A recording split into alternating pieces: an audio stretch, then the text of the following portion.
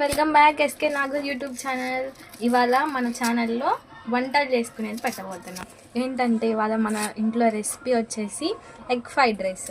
Egg fried rice ఎలా చేయాలంటే మనం ఫస్ట్ ఒక ఆనియన్ తీసుకొని ఇట్లా చిన్న ముక్కలుగా కట్ చేసుకోవాలి. చూడండి సన్నగా మేము ఎలా కట్ చేస్తున్నామో మీరు కూడా అలానే కట్ చేయాలి.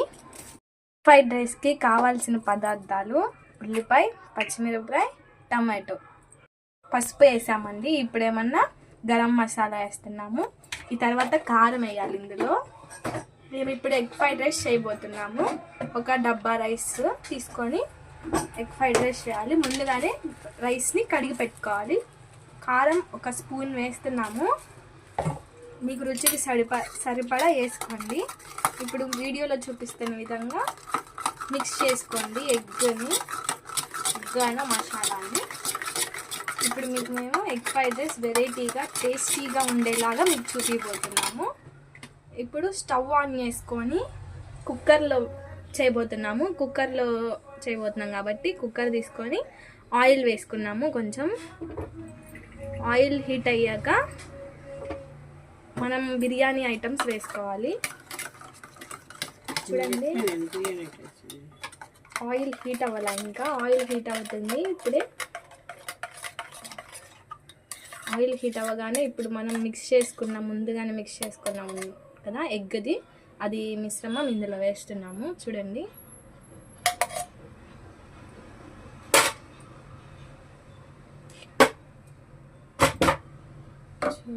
ఇంకా హీట్ అవ్వలేదండి. ఇప్పుడే ఆయిల్ హీట్ అయింది. మనం ముందుగానే ఎగ్ మిశ్రమం కలిపి పెట్టుకున్నాం కదండి, అది ఇందులో వేసేసుకోవాలండి. చూడండి ఇక్కడ చూపిస్తున్న విధంగా బాయిల్ అవుతుంది. చూడండి స్టవ్ వెలిగించుకున్నాము, ఆయిల్ వేసుకున్నాము. ఇలా ఎగ్ ఆమ్లెట్లా వేసుకుంటున్నాము.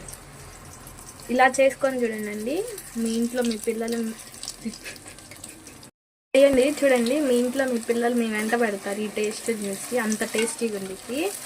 చూడండి బాయిల్ అవుతుంది ఆమ్లెట్. ఇప్పుడు దీంతో ఫ్రైడ్ రైస్ అండి, సూపర్ ఉండిద్ది టేస్ట్ మాత్రం. ఒక్కసారి ట్రై చేయండి మీ ఇంట్లో. దాన్ని మొత్తాన్ని మనం ఒక ప్లేట్లోకి పెట్టుకోవాలండి. స్టవ్ సిమ్లో పెట్టుకోవాలి. హైలో పెట్టుకున్నా అంటే మాడిపోయింది. దాన్ని తీసేసుకొని మనం ఇప్పుడు ఆయిల్లోనే ఇంకొంచెం ఆయిల్ని వేసుకోవాలి మనం కొంచెం. చూడండి ఇప్పుడు మేము టోటల్గా ఒక స్మాల్ కప్ అంత ఆయిల్ని యాడ్ చేసాము హోల్ మొత్తం మీద. ఇప్పుడు ఆయిల్ కూడా కొంచెం హీట్ అవ్వాలి. ఇప్పుడు మనం మీడియం ఫ్లేమ్లో పెట్టుకోవాలి. చూడండి ఇప్పుడు మేము పచ్చిమిరపకాయలు, టమాటాలు కోసుకొచ్చినాయి కదా, ఫస్ట్ ఆనియన్స్ వేసాం. ఆనియన్స్ కొంచెం హీట్ అవ్వాలి, వేగాలి. చూడండి వేగుతున్నాయి, మంచి స్మెల్ కూడా వస్తున్నాయి, వేగుతున్నాయి. మనం ఆమ్లెట్ కూడా పక్కన పెట్టుకున్నాం కదా. చూడండి ఉల్లిపాయలు చక్కగా వేగుతున్నాయి. చూడండి వేగుతున్నాయి. ఇప్పుడు మనం ఇందులో బిర్యానీ వేయాలండి. మీకు చూపించడం మర్చిపోయాను, బిర్యానీ ఐటమ్స్ ఇందులో వేయాలి. నేను మర్చిపోయి ఇప్పుడు వేస్తున్నాను. ఎందుకంటే ఆయిల్ బాగా హీట్ అయిపోయింది. అప్పుడు మనం ఆయిల్ హీట్ అవుతుంది కదా అని చెప్పేసి ఇప్పుడు వేస్తున్నాము. ఉల్లిపాయలు కూడా వేగుతున్నాయి. చూడండి ఇప్పుడు మనం బిర్యానీ ఆకేసాము. ఇప్పుడు మనం నెక్స్ట్ వేయబోతున్న ఐటమ్ వచ్చేసి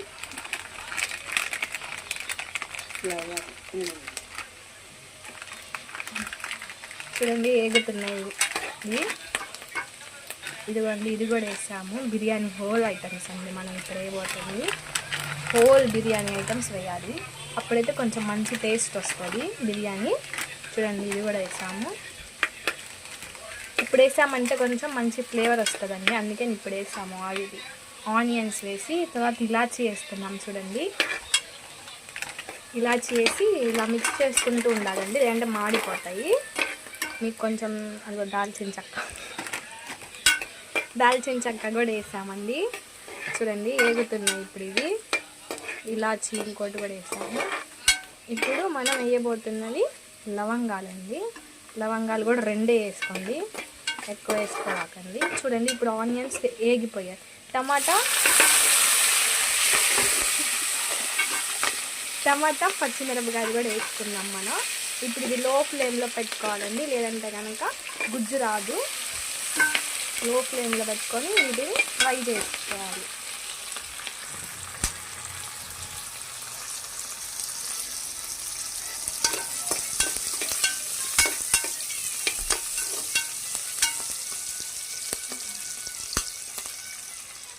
చూడండి ఇవి ఎట్లా ఎగుతున్నాయో, చూస్తున్నారో మీరు కూడా ఎంత మంచి కలర్ఫుల్గా ఉంటుంది. ఇప్పుడు ఇందులో మనం పెరుగు వేయాలి. ఒక చిన్న కప్ అంత పెరుగు వేసుకోవాలి మనం. అప్పుడు మంచి టేస్ట్ వస్తుంది, మంచి గ్రేవీగా కూడా ఉంటుంది బిర్యానీ. ఎప్పుడైనా పెరుగు వేయండి, బాగుంటుంది. చూడండి పెరుగు వేయగానే ఎంత బాగుందో. మీకు పెరుగు ఇష్టం లేకపోతే స్కిప్ చేయొచ్చు ఇది. నెక్స్ట్ వచ్చేసి ఇందులో మాత్రం మనం ఉప్పు కారం ఏం వేసుకోలేదండి, వేసుకున్నాము. ఇప్పుడు మనం ఇందులో సాజీరా వేస్తున్నామండి. చూడండి సాజీరా డైజెషన్ బాగా ఉంటుంది ఇందులో వేయడం వల్ల. సాజీరా వేసాము, టేస్ట్ కూడా బాగుంటుంది సాజీరా వేయడం వల్ల.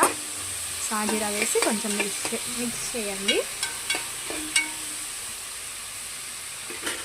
ఇలానే కొంచెం సేపు ఉడికియండి దీన్ని.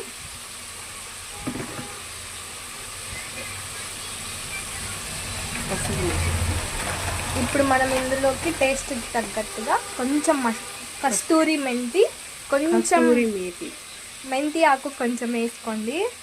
ఎక్కువ వేసుకున్నారంటే చేదు వచ్చింది కాబట్టి కొంచెం వేసుకోండి, ఒక చిటికెడు వేసుకోండి. వేయడం వల్ల చాలా టేస్ట్ వస్తుంది ఇది బిర్యానీ. మీ దగ్గర ఇంట్లో కొత్తిమీర పుదీనా లేకపోయినా ఇలా ట్రై చేయండి, బాగుంటుంది. మీ పిల్లలు కూడా బాగా ఇష్టంగా తింటారండి.